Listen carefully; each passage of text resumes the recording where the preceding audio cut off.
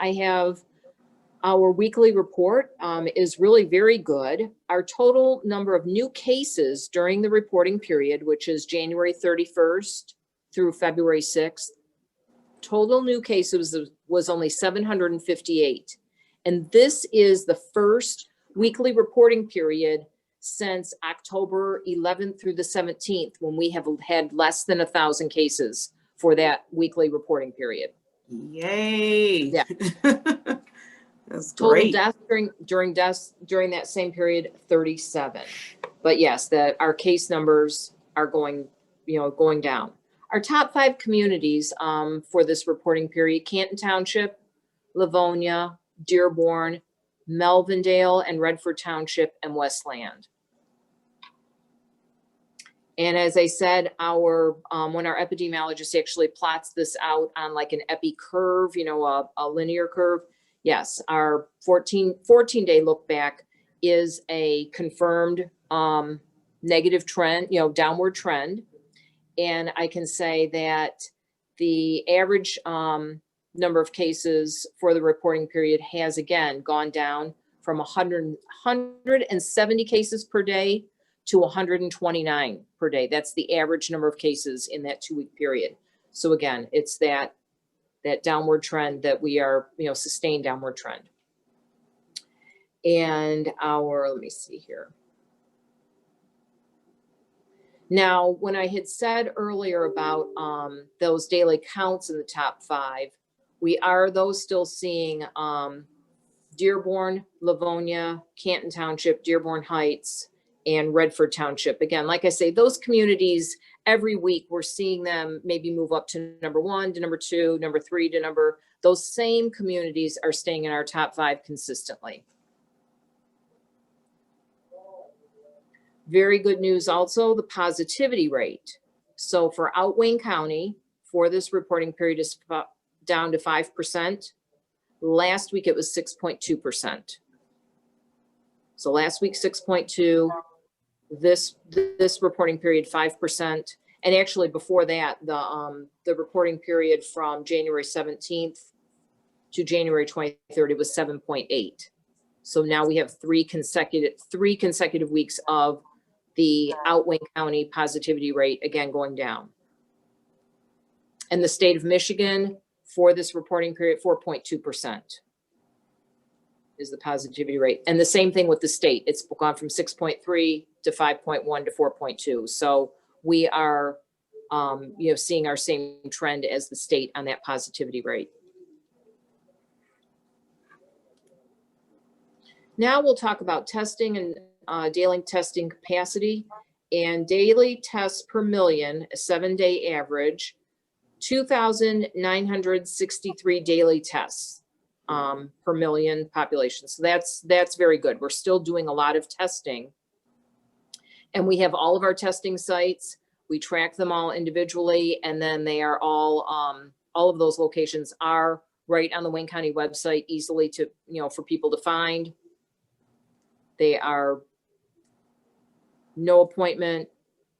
They do collect insurance information, but if someone does not have insurance, they are not turned away.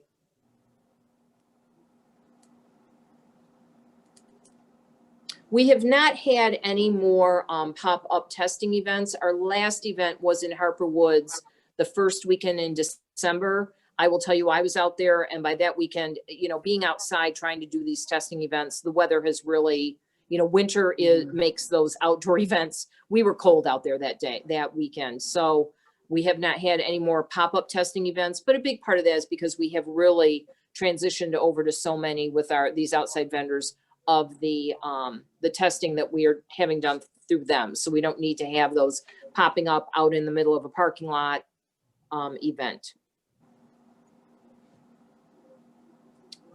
Let's see, and I apologize, I'm going through and another metric that we always track are the percentages of hospital beds. And this is kind of small, that's why I'm looking a little closer. We're down to 65% for hospital inpatient bed occupancy.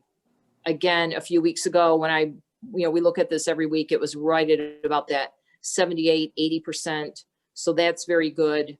again, in line with those downward trends that we're seeing for the number of cases. Then I can tell you for vaccines. So vaccines administered, I have two numbers here. For the Moderna vaccine, almost 10,000, 9,971. And then for the Pfizer vaccine, 18,202. So between those two, we have administered almost 28,000, virtually 28,000 vaccines. So then our current vaccination sites, again, because of that weather, we had our drive-through site here at the Health Administration Building, and Saturday was our last day to actually use that as a drive-through. The snow, the cold, it has just really gotten physically just unbearable for us to be in the garage.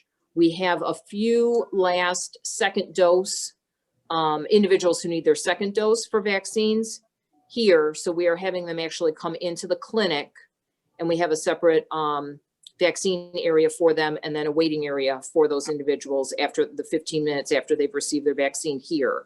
And again, as we said, we are weaning away from this location. It's just, you know, I myself was out in the garage, you know, some of those days, and you know, we have heaters. It's been very cold. And we have our two new vaccine locations, Schoolcraft College out on Haggerty Road in Livonia. And then we have Wayne County Community College in Taylor on North Line Road. And at those locations, we have the only day when we actually run both those two locations on the same day is Saturday. We're finding Saturday is a very popular day for groups to be able to come in and send their employees. And we have been focusing last week and this week, really the primary focus has been all of our educators. And when I say that, I mean anyone who works in a school. It's not just teachers is my point here. You know, anyone who works within a school, and we have been focusing on those. We have over 20,000 that we need to vaccinate last week and then this week, and we are going to be virtually completed with all of those vaccines by the end of Saturday this week.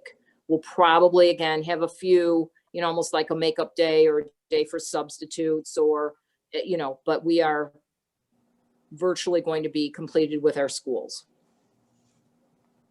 That's for the first dose when I say completed. And so then, yes, our critical health care, first dose are completed, second dose still in progress. Long-term care staff and residents, we did have to go out to some of those long-term care facilities. CVS and Walgreens did the majority, but we did go to a few.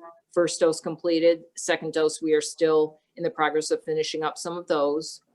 Necessary health care, those are the ones, dentists, ophthalmologists, physical therapists, you know, just all that group that we've been talking about a lot here, where they were not really accounted for in the state plan. So all of us local health departments have been vaccinating them.